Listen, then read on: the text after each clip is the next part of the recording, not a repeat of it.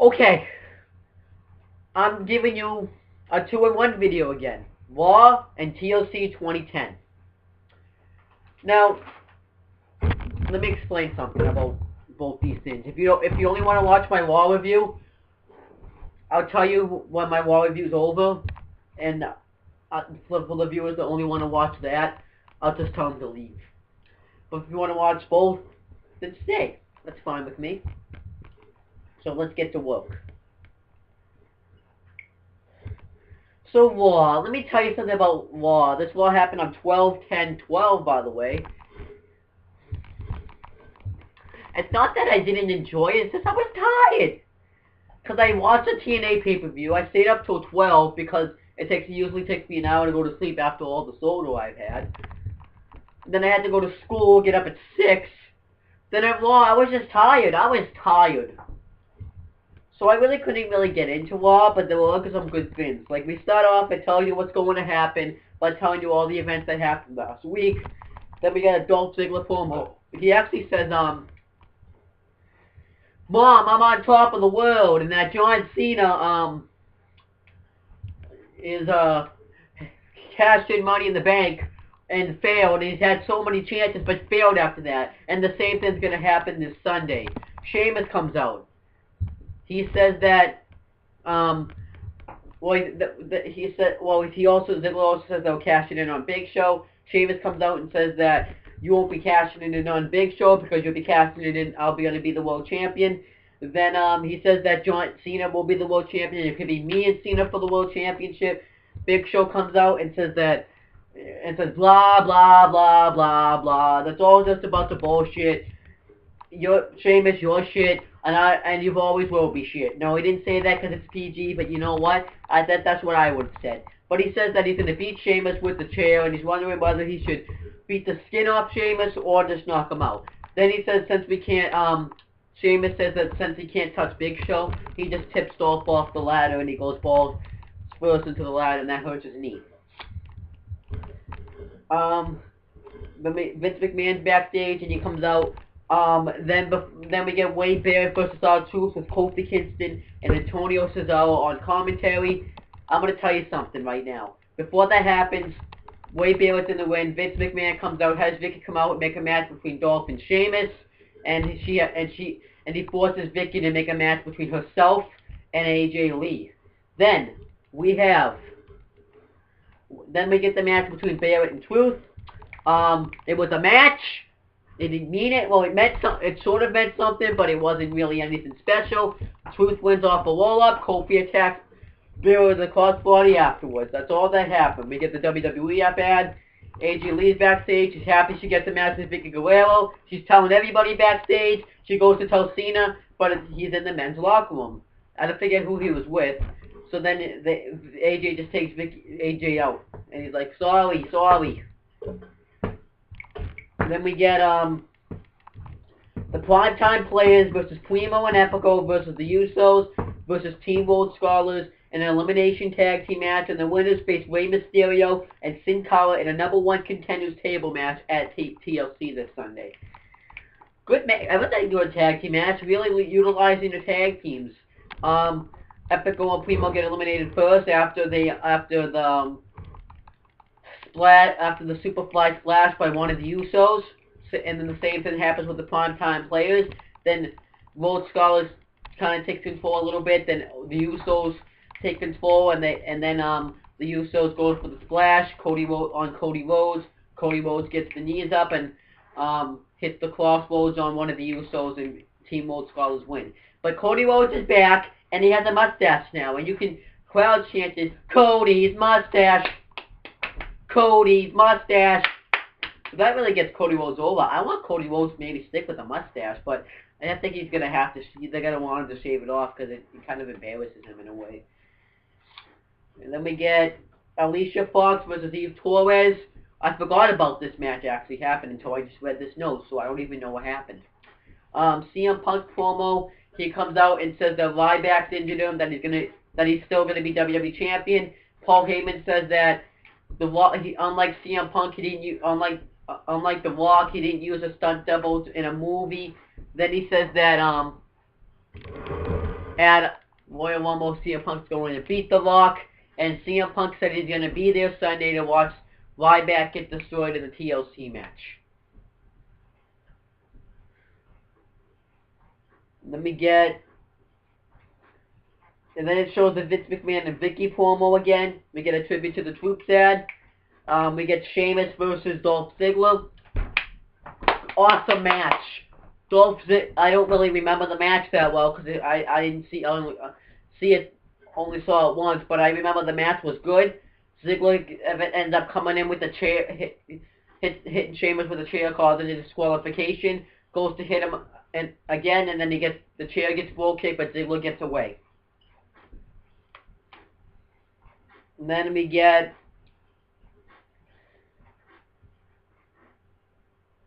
WWE.com ad. Vicky Guerrero's backstage. That was shit. Great Khali Hornswoggle come in. You just know that's going to be shit.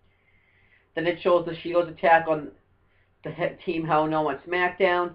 Alberto Del Rio versus Zack Ryder doing this. It shows the WWE.com week ad. So next week we're going to get Raw, 3 hours as usual. We're going to get Tuesday. We're going to get a commercial-free SmackDown. I think Wednesday you are going to get main event, but it's going to be switched. Then and then after that, I think you're going to get what's it called? Tribute to the Troops. Thursday Superstars. They're going to show SmackDown again Friday. Saturday Morning Slam on Saturday. Sunday will be probably nothing. But that's my thoughts right there. I think that I'm going to be coming out with a week full of videos on WWE that week. So no SpongeBob on Owen talking either. Then but yeah, about the Zack Ryder match. Zack Ryder got way too much offense in. They do not know what they're doing with Alberto Del Rio right now. They have not a clue. Randy Orton's injured because he injured his wrist at a live event, but they don't have an idea what they're doing with Alberto Del Rio. Just take them on like they don't even know. I don't even know what to really do with him because he can't feud with I think if Kofi beats Barrett, put Del Rio in a feud with Kofi for the IC title. Give him the IC title if you have to. Do something with Del Rio. Turn him face if you have to. Del Rio's great talent. He's not in the same position as Miz though. At least he was this year. At least he's winning. Put him in a feud with Miz if you have to. Do something with Alberto Del Rio. Put him in a feud with Miz. That will be fine. Do something with him, though. You gotta do something. Then AJ Lee's backstage going to a match with Vicky. We get AJ Lee versus Vicky Guerrero. Brad Maddox comes out as the ref because there's no referee down there. I did point this out. And then AJ has her beaten, but Brad Maddox doesn't count. Then Vicky Guerrero rolls up AJ and Maddox counts for the win. Then AJ has I think it's a nervous breakdown, but it's like an anger management breakdown. She tips over a ladder, throws chairs, and slaps Justin Roberts in the face. Then AJ's backstage, still flipping out. Cena tries to calm her down and says it's over. You're gonna get it's over. You're gonna get over this. Then we get Kofi Kingston versus Antonio Cesaro.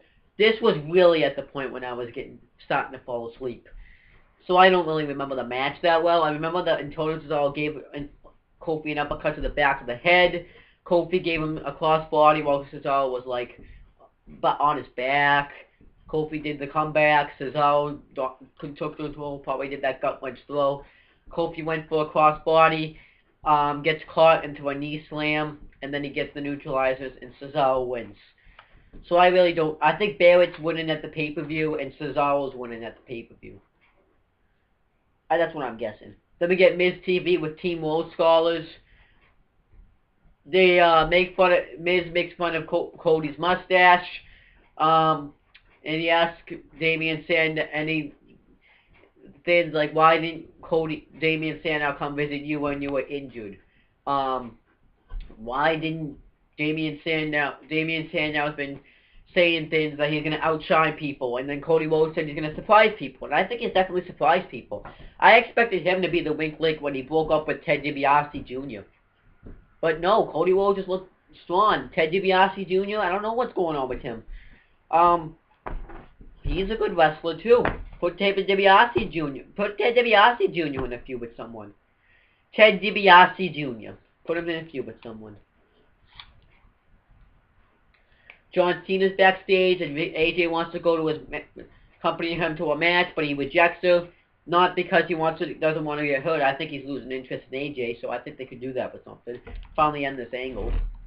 Then we get the WWE week ad again. We get John Cena versus Big Show with Dolph Ziggler on commentary, and during this it shows a SmackDown ad.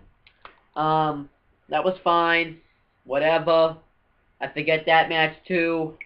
Then I remember that the Shield comes out and attacks Cena, so they had to find something for the Shield to do.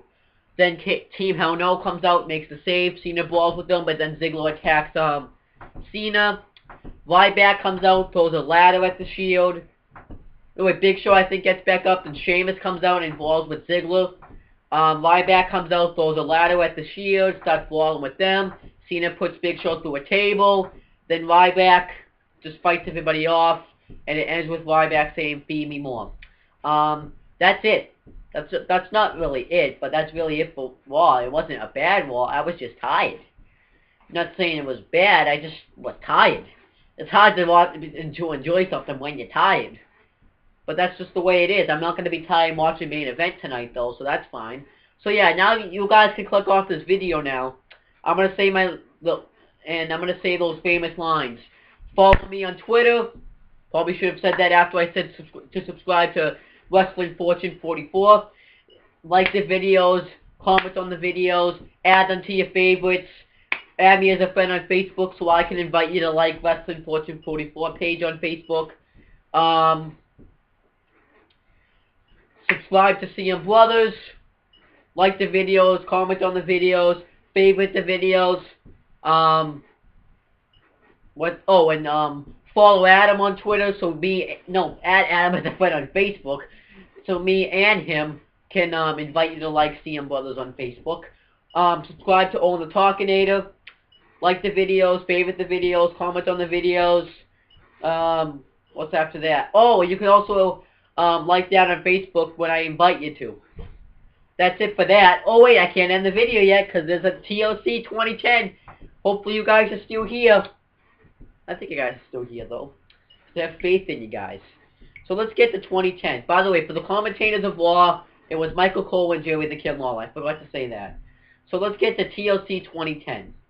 The commentators for TLC 2010 was Joey the Kid Lawler, Matt Striker, and Michael Cole. Now let me tell you something about TLC 2010. Every match but one was a chair match. Was either a chair match, a ladder match, TLC match, or a tables match. I thought that was fine. But some of the matches weren't as good on paper as they were as it presents itself. Like when you actually see the matches, they look good on paper, but they're not as good as you think they're gonna be. And here's one of the examples. We have Dolph Ziggler with Vicky Guerrero defending the Intercontinental Championship against Kofi Kingston and Jack Swagger in a ladder match. Now this match wasn't great. It was fine, but not great. They needed to do they needed to do a bit more in this match. I think they need, especially since Kofi Kingston's in the match. He's a great high flyer. They should have done a little bit more in this match. But the match was fine for what it was. In this match, Kofi Kingston drop kicks a ladder into Jack Swagger, and that causes him to hurt his hand, so he got taken out of the match for a little bit to get his wrist or hand taped. So then it's just a one-on-one match between Ziggler and Kofi. I think also the problem with this is you see Ziggler and Kofi have so many matches too. When they actually fought one-on-one, you didn't really care. But you did have Ziggler. He flapjacked Kofi on the ladder, neckbreakered him, Swagger and this was in the corner. He has it set up, and then Swagger slingshots him into the ladder. But he has a broken hand. Let me think of something else that was good.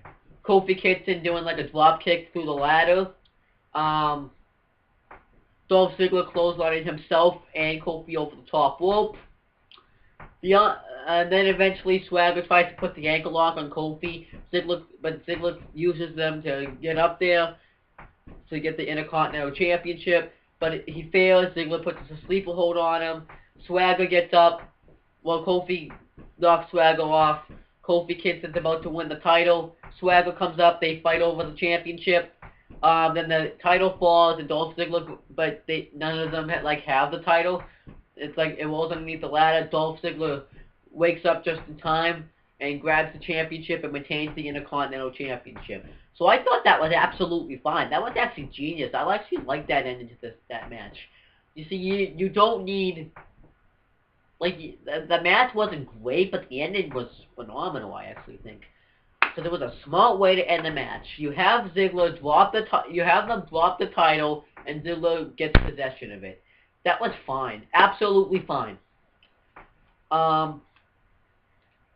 Then we get the Nexus backstage. Wade Barrett comes in and says that Justin Gabriel and Heath Slater are going to win back for WWE Tag Team Championships tonight.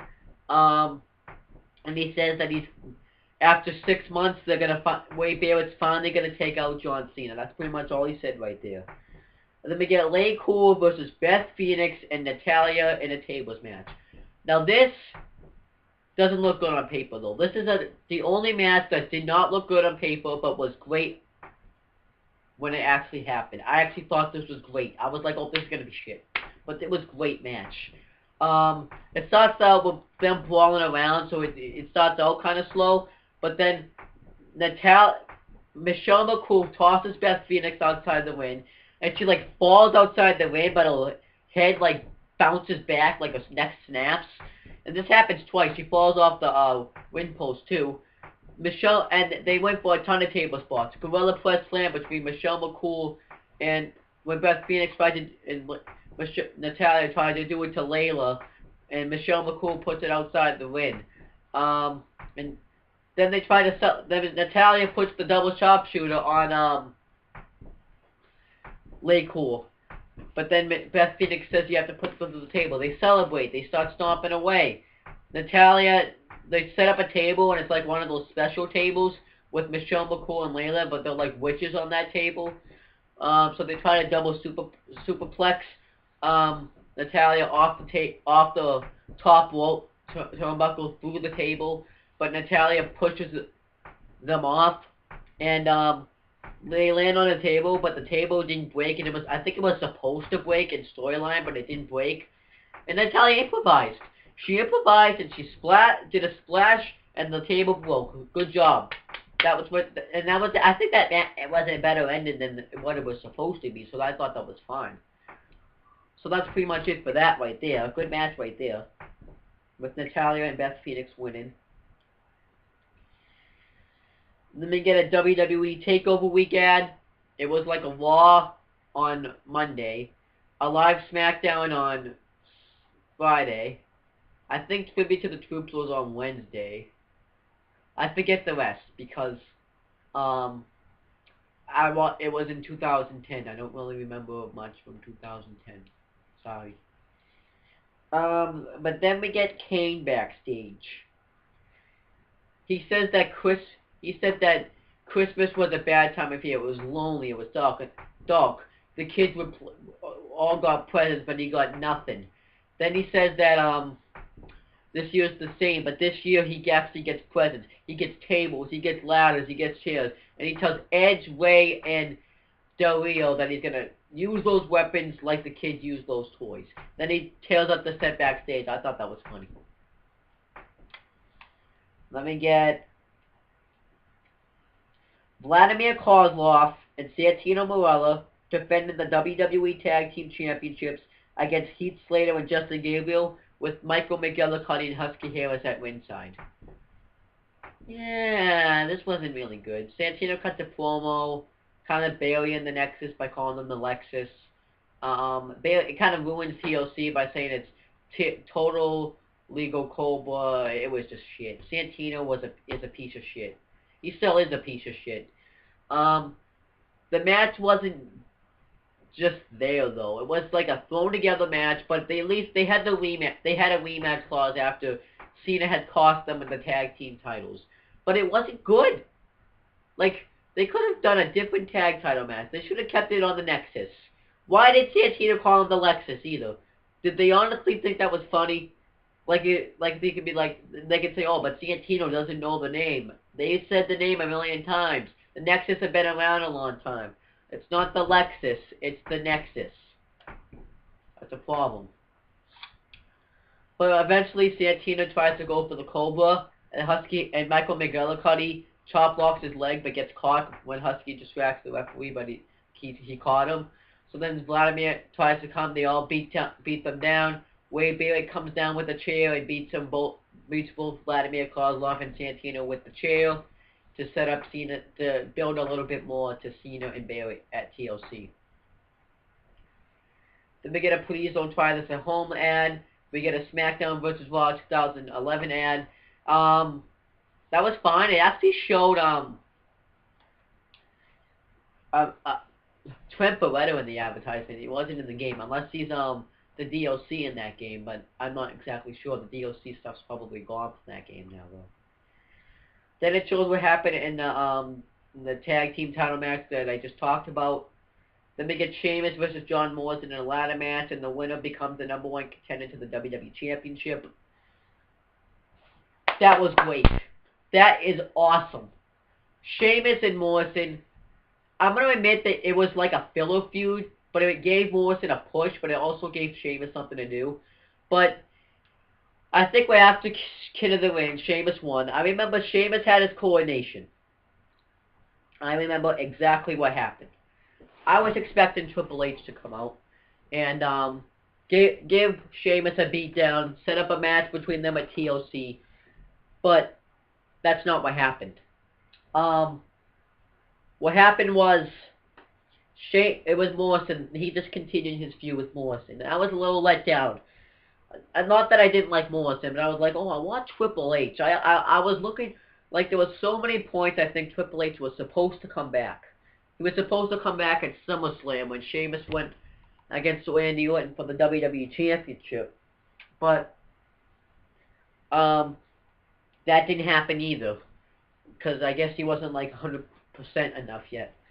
And there was just I think maybe he was, everyone thought when Chris Jericho got taken out of the six-pack challenge to win the WWE Championship,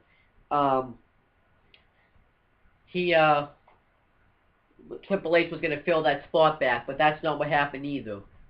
There were so many ways that Triple H was going to come back. I thought by this point Triple H would have been back, so that maybe I didn't watch the pay-per-view at the time though, but when the build between Morrison and Sheamus, I'm like, man, I want Triple H to come back. And I liked Sheamus at then. I thought he was talented, but I really just wanted Triple H back. I really wanted Triple H to have another match with Sheamus, because Sheamus was good. I thought, no, because Sheamus was on that heel, and Sheamus needed something to do. And when Triple H finally did come back, I actually liked the fact that the feud with Taker, because it was like it was a swerve in a way. Because if he had just, by then too, Sheamus was already like down. He was like nothing by then. Sheamus accomplished nothing. He was losing, and that's why I think Triple H came back at the wrong time. But let's get back to this. What was that? Okay, that's good. So yeah, by the way, the match was great. Not gonna lie, I actually love this match. Morrison and Sheamus started out brawling outside the ring. Sheamus threw him into the barricade early, then set up a ladder between the announcer tables, and Michael Cole's like, hey, watch out for the Slammies. And I should mention that Michael Cole and Jerry the King Lawler, because I think I made a video on this.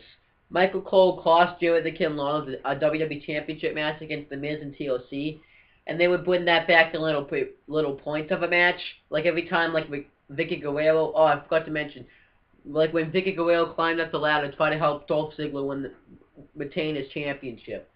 Later on, I'm going to spoil this, Ricardo Rodriguez tries to help Del Rio win the championship by climbing out that. Michael Cole did the same thing.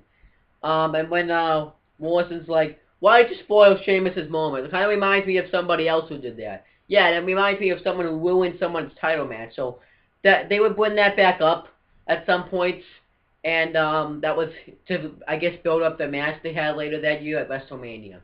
So I just wanted to get that out there. Yeah, but then but Michael Cole's like, hey, what's the Slammies? But then Sheamus goes to throw Morrison underneath that ladder. He like slides under it. Sheamus has to claw under it. Then Morrison hits him with a knee, throws him into the barricade. Sheamus throws Morrison over the barricade, tries to win a ladder in the ring. Well, he does. Then Morrison does a flying punch over the top rope, over the barricade. Then they fight back in the ring. Morrison does a corkscrew crossbody off the turnbuckle over the ladder. Then what happens after that? Forget what happens after that. Not gonna lie. Oh, then eventually Morrison tries to climb, but his knee gets caught. He's like trapped in the tree of woe in the ladder. Then Sheamus tips the ladder over with his knee, and so then Sheamus went to work on the knee. He did a knee slam to it with the ladder. What else did he do? He went another ladder in the ring, so then Morrison and Sheamus try to have a tug of war with it, but Sheamus just pushes Morrison and gives him like a power bomb, battering ram into the ladder. He did like a slam move with that leg. He really worked on the leg, is what I'm trying to say. But then Morrison does a little bit of his comebacks. But then Sheamus counters into an Irish Coast backbreaker, putting the ladder in the ring. They both have like a sword fight with the ladder, with Morrison getting the better of it. Hits him with the ladder, knocks clothesline Sheamus outside the ring, throws the ladder at him, climbs the ladder, but Sheamus blow kicks him in the leg. Then Sheamus continues the attack. Then Morrison throws him out again, and then goes to climb the ladder. Sheamus tips it over, and he gets slingshotted into the turnbuckle. Tries to throw him outside the ring where the ladder is that he set up on the announce table in the ring. But then Morrison fights out of it, but he tries to use his hardcore side of the limb when he actually does throw him outside the ring, but he fails.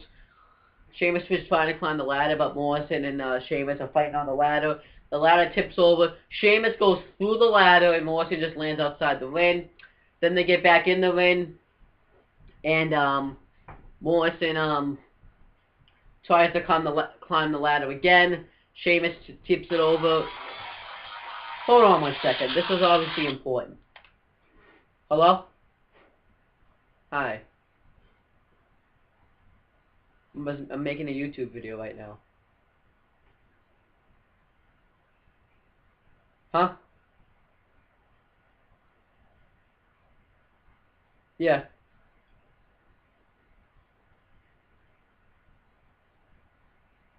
Okay.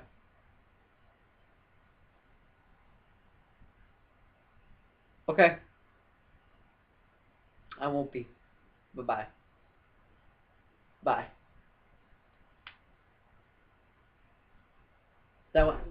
Yeah, my mom kept trying to call me. It's just.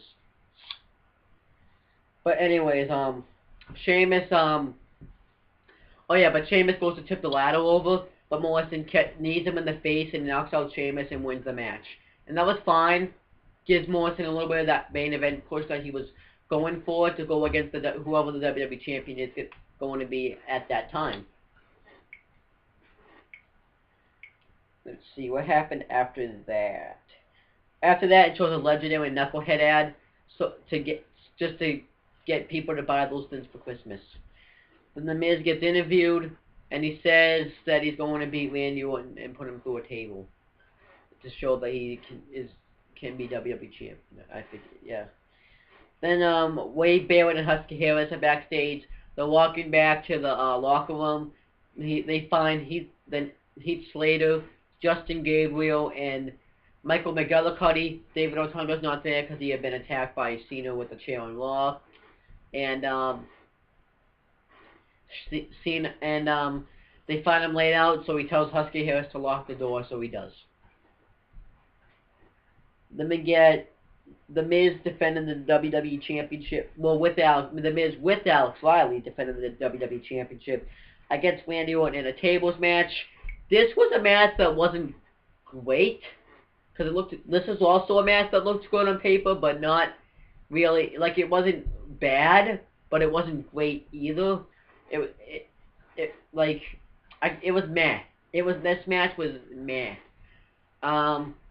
Randy Orton kind of takes control when he sets up a table and goes to suplex him, but Alex Riley puts the table back in the ring, under the ring. So then, Miz goes to powerbomb him off the steps. Miz counters and puts his head towards the steps, and then he hits Randy Orton with the steps. He takes control. Randy Orton took control for too long. It kind of makes Miz look a little bit weak. Randy Orton hits a superplex with the table set up, and Riley tips it over. Then Randy Orton just while Miz is down, tries to put a table in the wind, but Alex Riley tries to intervene and gets clothesline. Then he tries to put Miz through the table, but Alex Riley interferes again and gets hit with an RKO and powerbomb through the table. Well, actually, the referee gets knocked down, I should say. And then Miz hits the skull crushing finale, and he sees that Alex Riley's been powerbombed through the table, so he pulls Alex Riley out, puts Randy where the table was broken. Then he wakes up the ref. He sees what happened. He wins the bell. Miz retains the championship. But then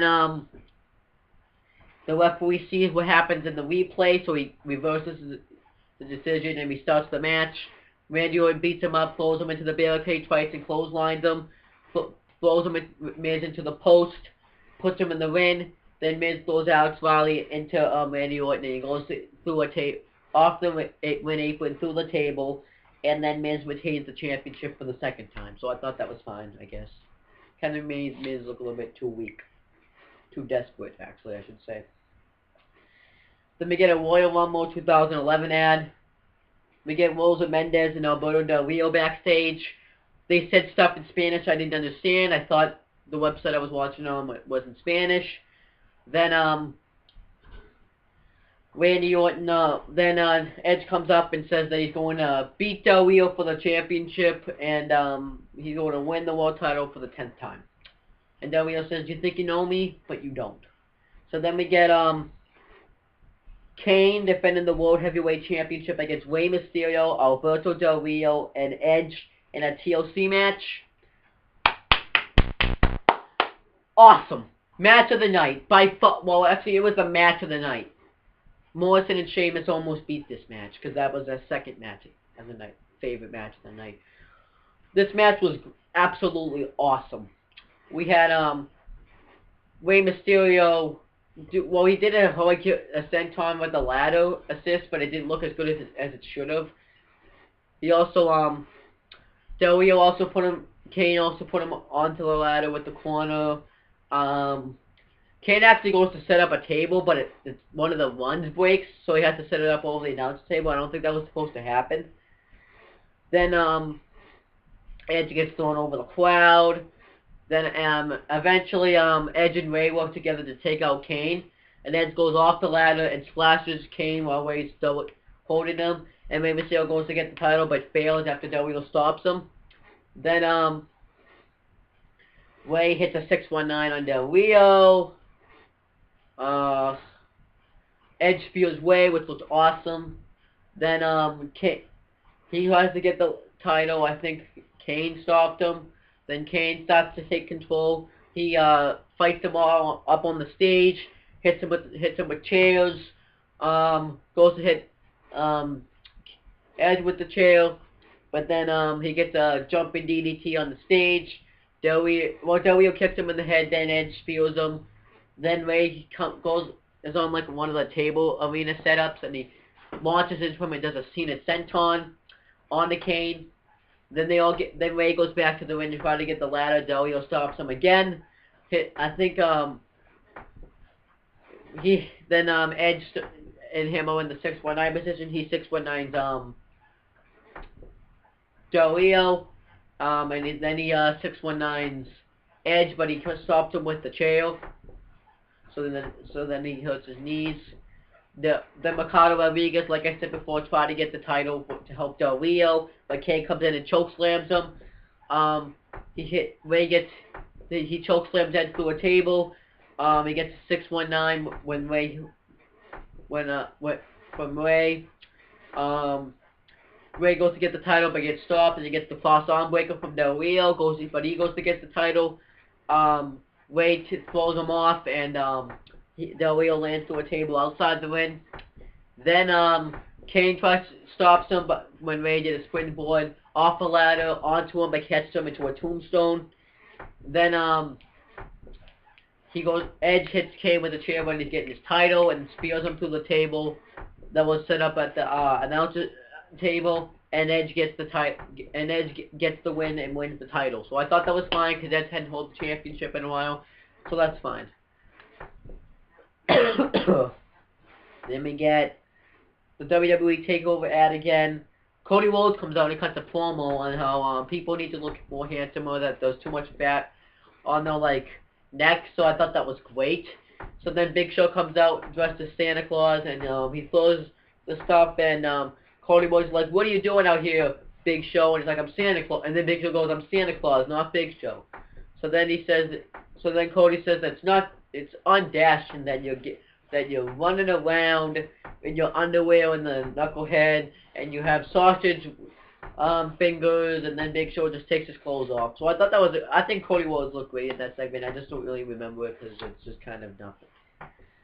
Then it shows the WWEshop.com ad. Then it's Wade Barrett and Husky Harris backstage again.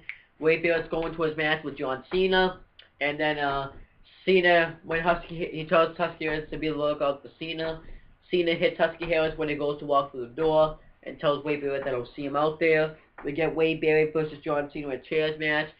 Chairs matches kind of suck, because they're not really that great. I don't know what it is about them, but they're just not. They just don't really stick out to me. Some people like them, some people hate them, but this one was not good. It was better than Taker and Batista. I'm gonna say that right now. But this one wasn't good, really. Wade Barrett, I think the good thing was when Cena got one of those rolling chairs and threw Wade Barrett into the steps. Wade Barrett wrapped the chair around Cena's neck and threw it into him. Shoulder block, Barrett hits him with the chair. And by the way, Punk actually came out and did commentary, so I think Punk made it. Every time Cena was trying to was crawling away or went backstage, he's like, "Where's Cena doing?" He actually always trashed Cena, which kind of sets up the feud. Set up the feud when Punk joined Nexus. But then eventually Cena just does his comeback, sets up chairs and FUs him on the chairs and wins. Hits him with the chair, sets up the table and pulls the chairs and other sets, and they all fall on him. That was shit. I did not like that match. Fuck that match. And this pay-per-view though was pretty good. My favorite match, it was the TLC match for the world title. My least was the tag title match. But other than that, this pay-per-view wasn't that bad. Better than last year's, I'm going to say. But now, I'm going to watch TLC 2011. So see you later.